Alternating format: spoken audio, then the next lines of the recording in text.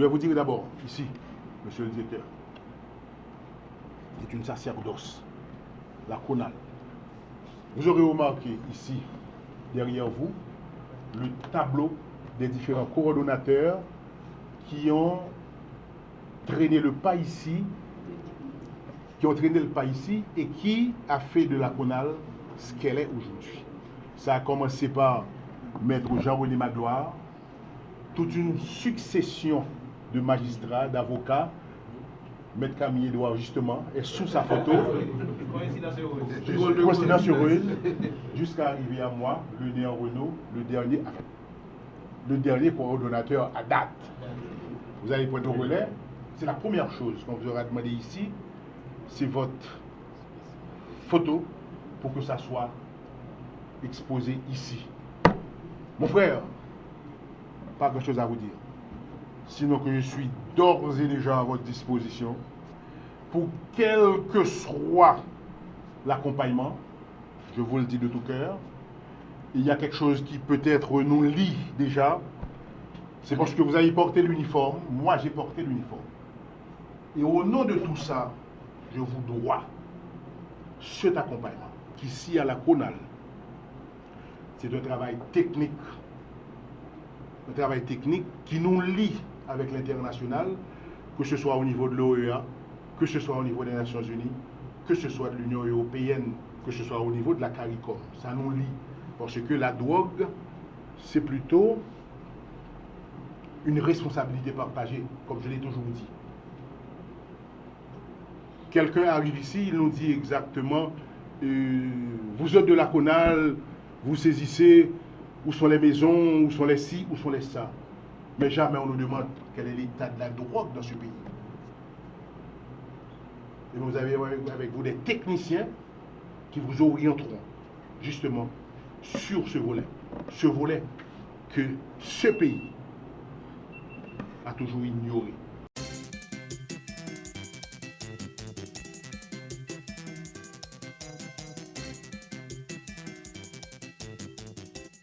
La Commission nationale de lutte contre la drogue est une institution que l'État haïtien a créée depuis plusieurs années, mais avec une mission bien particulière qui c'est mettre sous pied des stratégies, des programmes pour lutter contre la drogue et dans tout aspect de drogue là. Et c'est peut-être ça en dedans CONAL, moi j'étais content ouais bureau yo, et que m'étais ouais réduction de l'offre, réduction de la demande. Jean que ministre Le Néant Renault dit, au niveau de la CONAL, c'est son travail qui est très technique, qui m'a dit que c'est des professionnels qualifiés de haut niveau, qui sont capables à la fois anticiper, mais en même temps, qui sont capables de planifier pour permettre que l'État haïtien soit capable de gagner une bataille contre la drogue. Et là, moi, profiter sous instruction pour le ministre Gariconi qui a trouvé en Carl-Henri Périclès profil que l'estimé qui incarné volonté pour impulser un nouveau souffle dans la lutte contre la drogue et dans tout aspect drogue là. Faut que nous dit que c'est pas seulement yo parler de psychotrope, c'est parce que en pile fois moun met dans tête yo drogue yo pi connaît qui c'est peut-être cocaïne ou bien marijuana, mais dans pile pays, regardez un petit peu là au Canada, notamment à Ottawa, côté aux États-Unis, il y a une série de produits composés qui font ravage, les drogues zombies même. Et lorsque nous avons l'État qui est en difficulté, parce que dans pile problème, nous sommes conscients de eux, eh bien, la population, ils vivent un terreau facile pour que vous fassiez expérience de nouveaux produits ça, et avec un objectif très clair pour détruire la jeunesse. Alors, il faut que nous rappelions, la semaine passée, le Premier ministre a mentionné, nous avons environ 65% de gens qui sont dans la population noire et jeunes. Et je vais insister sur ça. Il y a une nécessité pour nous mener action ça de manière vigoureuse, tant au niveau de l'offre, pour décourager dans et synergie qui déjà dégager avec des GPNH là et toute équipe là pour que nous capables de prendre des actions pour décourager l'offre. Offre là, c'est toute initiative pour permettre que un marché de drogue. C'est-à-dire que moun qui a offert, moun qui a fait business dans ça. Et c'est peut-être ça que l'établit que moun qui a fait business ça, son business que nous a dit diabolique, mais faut qu'il pas profiter de fruits business ça. C'est ça que fait, yo saisi caille, yo saisi machine et que moun ça la en prison parce que justement la font paquet malheur sous partie qui plus fragile dans la société qui c'est jeunesse. Et que dans ce sens ça, nous souhaitons au niveau de la primature que des dispositions soient prises pour que renforcer les structures de réduction de l'offre à travers projets et programmes qui déjà en cours et ça cap vini pour permettre que la police ait des informations, des moyens pour efficace dans l'enquête que la mène pour couper bandit et bandit à sa patte tant que sac à cravate qui a profité dans offre que drogue ka bay parce que le bail l'argent facile et tout l'autre bagaille. Mais nous voulons insister tout sur réduction de la demande.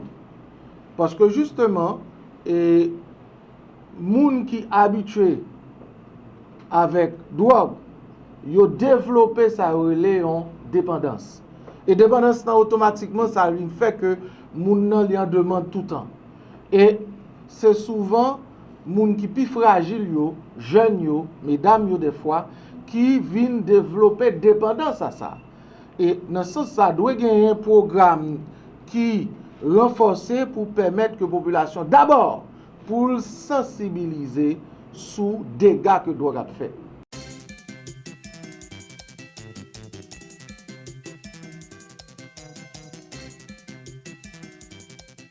C'est un honneur pour moi de me retrouver en ce moment important pour assurer le gouvernail de cette noble institution avant-gardiste de l'État en matière de lutte contre la drogue. Qu'il me soit permis d'abord de remercier son Excellence Dr Gary Coney, Premier ministre de la République, pour m'avoir fait confiance en me désignant à ce poste.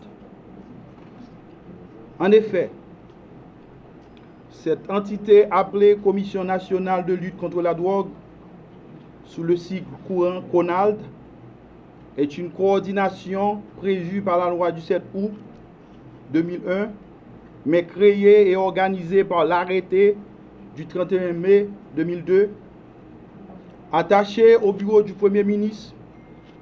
Cette coordination est composée du Premier ministre, du ministre de la Justice et de la Sécurité publique, du ministre de la Santé publique et de la Population, du ministre de l'Éducation nationale et de la formation professionnelle, du ministre de la Jeunesse, des Sports et de l'Action civique, du ministre des Affaires sociales et du Travail.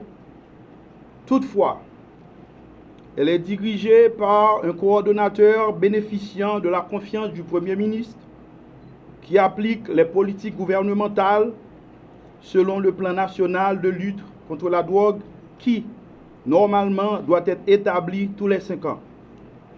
Pour son implémentation, la CONAL dispose au niveau national de plusieurs textes juridiques, à savoir la loi du 7 août 2001 relative au contrôle et à la répression du trafic illicite de la drogue, la loi du 21 février 2001 relative au blanchiment des avoirs provenant du trafic illicite de la drogue et d'autres infractions graves. Au niveau international, on peut citer certaines conventions ratifiées par Haïti, telles que la Convention unique de 1961 sur les stupéfiants, la Convention interaméricaine contre la criminalité internationale organisée, CTO de 1988, la Convention sur l'entraide judiciaire en matière pénale en 1992. Selon le rapport mondial sur les drogues en 2023, publié par l'Office des Nations Unies contre la drogue et le crime ONUDC, en 2021, le nombre de personnes qui s'injectent de drogue est estimé à 13,2 millions, soit 18% de plus que les estimations précédentes. Le nombre de consommateurs augmente de plus en plus, 39,5 millions, soit 45% en 10 ans. Aujourd'hui, les drogues de synthèse ont transformé les marchés. À l'ère du numérique, il devient plus difficile de contrôler la distribution. Le cyberespace, spécialement le dark web, sert de lieu préférentiel de contact avec les narcocriminels et les consommateurs de stupéfiants, notamment les plus jeunes. En Haïti, toujours selon le même rapport, les narcotrafiquants profitent de la porosité des frontières haïtiano-dominicaines pour renforcer leur activité et alimentent ainsi les crises qui se multiplient dans le pays. Malgré tout, force est de constater qu'Haïti reste un pays de transit.